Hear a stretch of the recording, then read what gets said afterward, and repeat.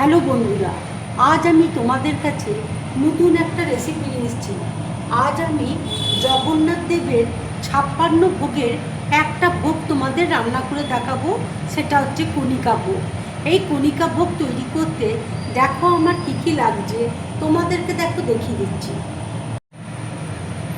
এখানে দেখো 250 গ্রাম গোবিন্দভোগ চাল আমি জলে দেখো সেদ্ধ করে জলটা দেখো ঝরিয়ে নিয়েছি। এখানে দেখো 3 চামচ ঘি রয়েছে, 3 চামচ চিনি রয়েছে, আদা বাটা আছে 1 চামচ, আর এখানে দারচিনি, এলাচ আর লবঙ্গ আমি দেখো হামালদিস্তায় একটু কুটে নিয়েছি। এখানে দেখো কিশমিশ আমি ভেজে রেখেছি, কাজু দেখো ভেজে রেখেছি, তেজপাতা আছে, এখানে দেখো ধনে গুঁড়ো রয়েছে, জিরে গুঁড়ো রয়েছে। এবার দেখো কড়াইয়ের মধ্যে আমি ঘিটা দেখো দিয়ে দিচ্ছি। ঘি দেখো মেল্ট হয়ে গেছে, এবার আমি তেজপাতা দেখো দিয়ে দিচ্ছি। তোমরা এইভাবে ভোগ বানিয়ে ভগবানকে অর্পণ করবে। এবার দেখো তেজপাতা দিয়ে দিলাম, এবার আমি গরম মশলাটা দেখো দিয়ে দিচ্ছি।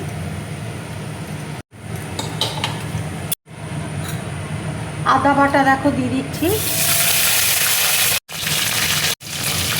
অল্প করে দেখো নুন দিয়ে দিচ্ছি আন্দাজ মতো।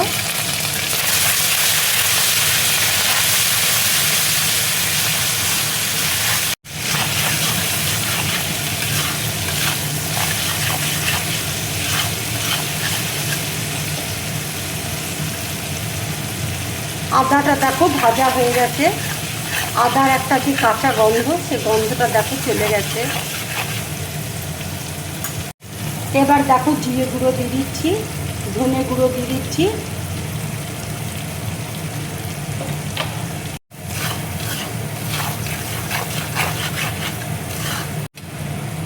কাজু দেখো দিয়ে দিচ্ছি, কিশমিশ দেখো দিয়ে দিচ্ছি,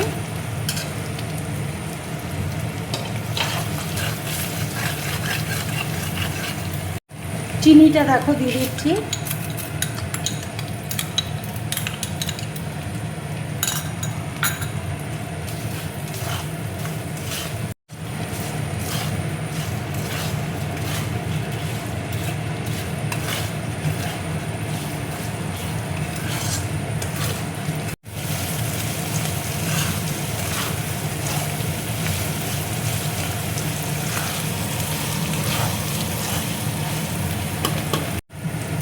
এবার দেখো গোবিন্দভোগ চালের ভাতটা আমি দিয়ে দিচ্ছি।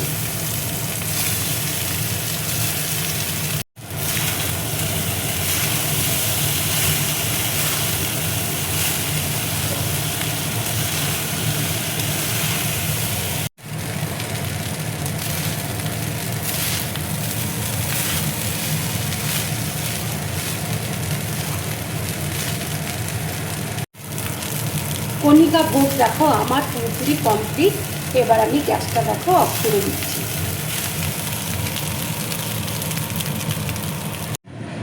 ঠাকুরের ভোগ দেখো আমি থালার মধ্যে দেখো সাজিয়ে দিলাম। এবার দেখো উপর দিয়ে আমি কাজু দেখো দিয়ে দিচ্ছি, ভাজা কাজু।